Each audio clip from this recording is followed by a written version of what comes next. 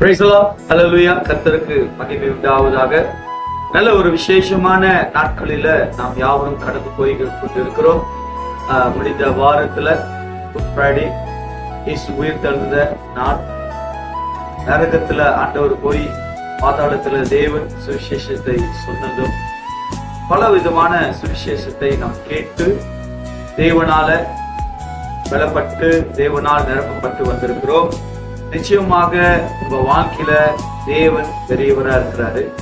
ஆண்டவர் நிச்சயமாக உங்க வாழ்க்கையில தேவனா இருக்கிறபடியா, அவருக்கு நாம் ஜனமா இருக்கிறபடியா நிச்சயமாக கர்த்தர் நம்மை ஆசீர்வதிப்பார்.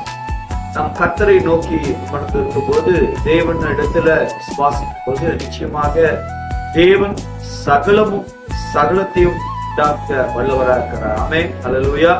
தேவனுக்குள் மகிழ்ச்சியா இருப்போம், கர்த்தரை நம்பி இருப்போம். இந்த நாளில் காணப்போகிற தேவனுடைய வார்த்தையானது ரோமர் 10:13 சொல்லுகிறது. Roman chapter 10:13.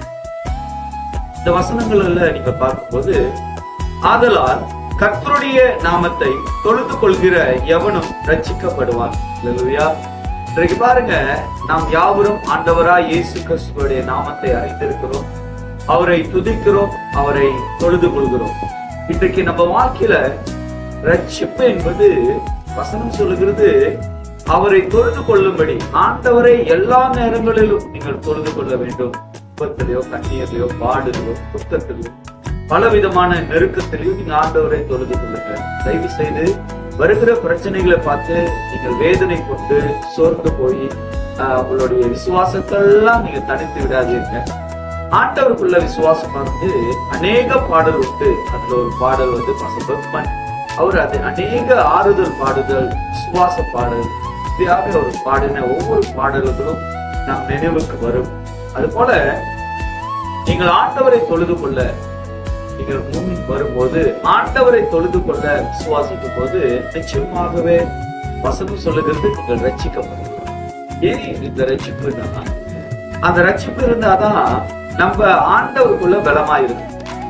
ரட்சிப்பு இருந்தாதான் நம்ம சாத்தானுடைய கிருகிலிருந்து விடுதலை ஆகும். ரட்சிப்பு இருந்தாதான் மனுஷனால் எதிர்த்து நிக்கிற எல்லா பொல்லாமிலிருந்தும் நம்ம தப்பித்துக் கொள்ளணும். இன்னைக்கு அநேக பேருடைய வாழ்க்கையில சந்தோஷம் இருக்கு, பணம் இருக்கு, திருப்தி இருக்கு, நிறைவு இருக்கு. ஆனால் அவங்க அறிந்து கொள்ள முடியல அவங்களுக்கு ரட்சிப்பு. அவங்களே சொல்லிக்கிறாங்க, என்கிட்ட ரட்சிப்பு இருக்கு, ரட்சிப்பு இருக்கு. வசனம் சொல்லுகிறது, ஆதலால் கர்த்தருடைய நாமத்தை தொழுது கொள்கிற, தேவனுடைய நாமத்தை தொழுது கொள்கிற, இந்த நாளில் கர்த்தரை தொழுது கொள்கிற, தேவனை தொழுது கொள்கிற, தேவனுடைய நாமத்தை தொழுது கொள்கிற ஜனங்கள் ரட்சிக்கப்படுவார்கள் என்று வசனம் சொல்லுகிறபடியா வாழ்க்கையில தேவனுடைய ரட்சிப்பை காத்துக்கொள்ளும். கர்த்தர் நன்மை செய்வார். ஜெபம் செய்வோம். சர்வ வல்லமை உள்ள நல்ல ஆண்டவரே, இதோ இந்த வார்த்தையின்படி ஆண்டவரை தொழுது கொள்ள, தேவனை மகிமைப்படுத்த எந்த சூழ்நிலைகள் வந்தாலும் கர்த்தரை உயர்த்துகிற நாவாக விளங்க கர்த்தர் செய்வீராக. கர்த்தாவே, அவர்கள் கடந்து போகிற பாடுகள் மத்தியிலும் வேதனைகள் மத்தியிலும் ஆண்டவர் கூட இருந்து அவர்களுக்கு நன்மை செய்யும்படி, அவர்களை தேவன் எல்லா விதத்திலும் விடுதலை தந்து நடத்தும்படி இயேசுவின் நாமத்தில் நான் வேண்டுகிறேன். கர்த்தாவே, எங்கள் ஜெபங்களை கேளுங்க, எங்களுக்கு தேவன் ஆறுதலா இருக்கு. இயேசுவின் நாமத்தில் நான் வேண்டுகிறேன். தேவன் ஆசீர்வதிக்கிறார். இயேசுவின் நாமத்தில் ஜெபிக்கிறேன் நல்ல பிதாவே.